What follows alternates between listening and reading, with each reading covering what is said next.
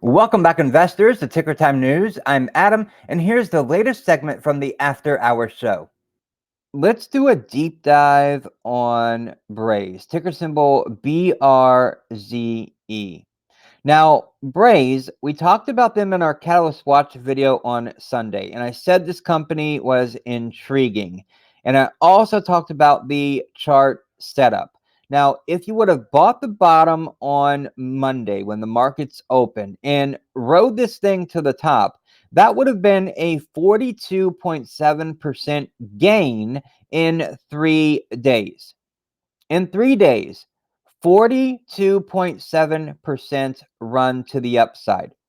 Now, Braze, on the heels of its high-flying IPO last month, and you can see this clearly on the chart, Braze reported quarterly numbers for the first time as a publicly traded company, and the results were quite impressive. The customer engagement platform provider, they crushed Q3 top and bottom line estimates while also issuing upside Q4 guidance. That's what I love to hear from companies during earnings report. An upbeat guidance, a guidance where they are saying we are going to do better next time. Those are the earnings that really move stocks. Now, this is illustrating that the demand for its multi-channel marketing tool remains robust.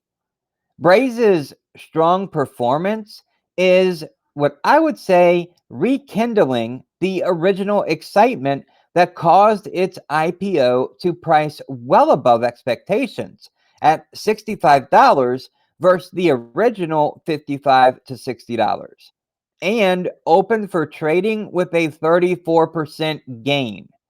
That initial buzz was primarily due to its positioning as a digital transformation play and the accompanying high growth rates.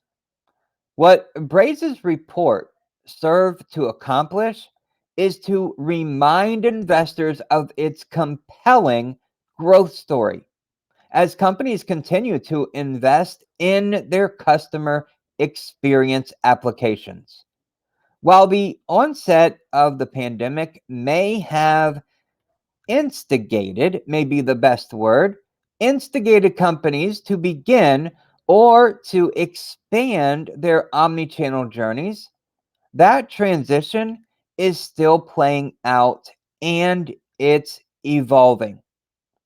This can be seen across a variety of Braze's metrics, including in acceleration in revenue growth to 63% from 55% just last quarter, fueled by a 48% jump in new customers to 1,247.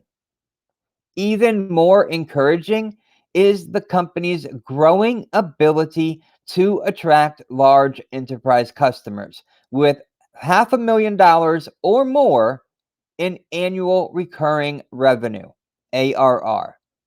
As of October 31st, the number of large customers that fall into this, I would say, bracket increased to 97 from 68 in the year ago period. Another figure that really highlights the healthy demand environment and the success of Braze's land and expand model is the dollar-based net retention rate of 126%, bolstered by a combination of strong renewals and upsells. That metric is up 200 basis points year over year. One of the few blemishes is that Braze is not yet profitable, posting a Q3 loss per share of 16 cents. But there's even good news in to share on this account.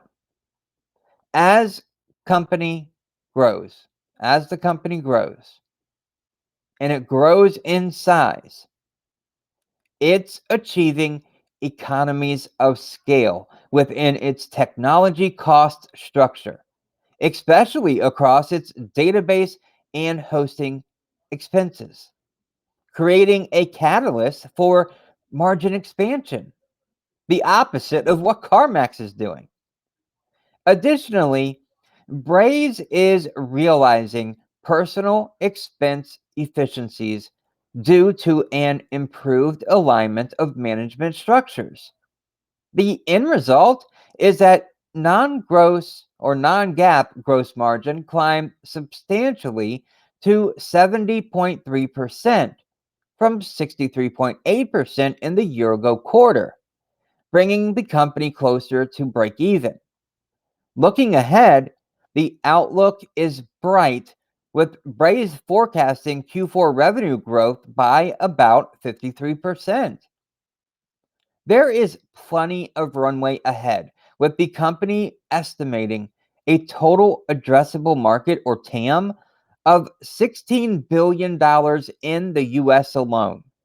The main concern and risk is, of course, its valuation, which is quite rich with a forward PE north of 20 times. If the rotation out of expensive growth stocks resumes, Braze could fall out of favor again, as we saw in the wake of its IPO. Just look at that downtrend on the chart. However, I would point out that its business has momentum on its side, and the overall fundamental picture is bullish. Thank you for watching this segment from the After Hours Show. If you want to watch it live, then join me on this channel every day the market is open around 5 p.m. for the latest stock market news, deep dives on your favorite ticker symbols, and most importantly, answer your questions. Make sure to click the like button and share this video with others so we can all reach financial freedom. Thank you so very much for watching, and I will see you in the next video.